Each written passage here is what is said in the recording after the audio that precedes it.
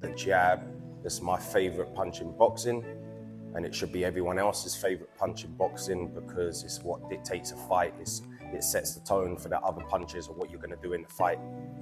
And I want to talk about the snappy jab. There's loads of different types of jabs in boxing where you can manipulate a situation, but I love the snappy jab because it's the kind of jab, it's like a whip, makes your opponent's eyes water, nose bleeds, and ultimately frustrates your opponent to the point that if they're frustrated, then they're gonna make mistakes. And when they make mistakes, then you can expose them.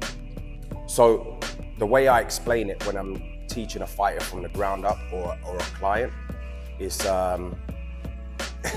my analogy behind it would be, you know, if you're squaring up to someone and you want to pretend to hit them like that, and then they flinch. It's that kind of movement. That for me is what makes me have a snappy jab. All my fighters have a great jab. I used to fight, so that was my main weapon, and my family, they all had great jabs. So that movement there, the faster you do that, the snappier the jab. If you like lunge with the jab, and then the jab is not going to be fast, it's not going to be snappy. As I said, you've got different types of jabs. You've got thudding jabs, you've got touch jabs, you know, but I'm just talking about this snappy jab. So hopefully I don't show myself up because I haven't warmed up, but this is what I want when you jab.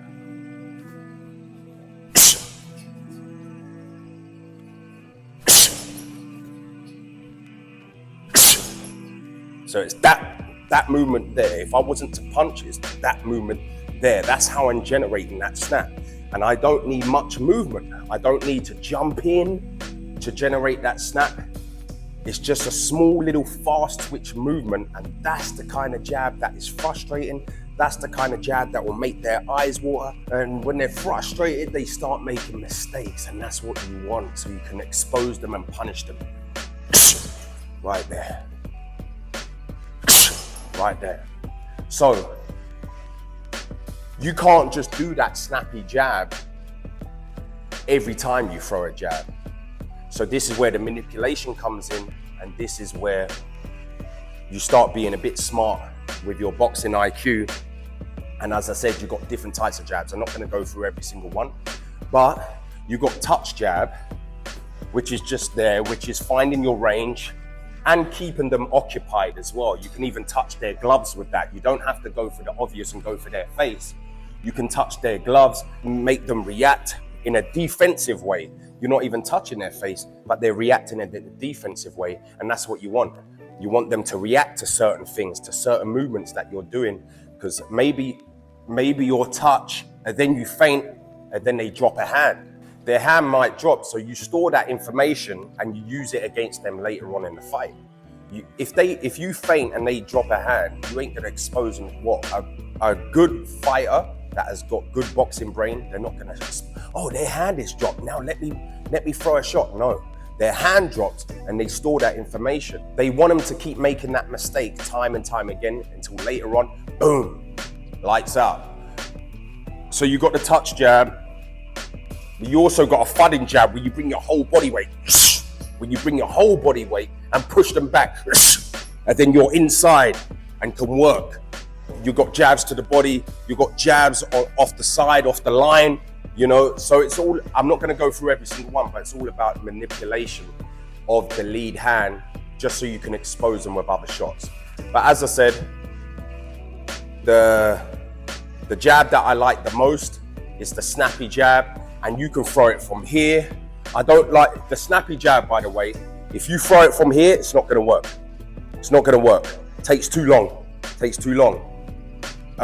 You need your hand out here, or I like to throw it from here. Okay, I used to love Boy Jones, so I like throwing the jab from here. They can't see the jab from here. Obviously, you have to move and manipulate the situation with feints and all that, but they can't see this kind of jab. So don't have it glued there for that snappy jab. It ain't gonna work. Right here. Oh, what happens if they come round the side? Well, that's where your boxing IQ comes into play. If you're a dumb fighter, you're gonna leave your hand there. If you're a great fighter, you're gonna see the punches that are coming your way, even one step before your opponent.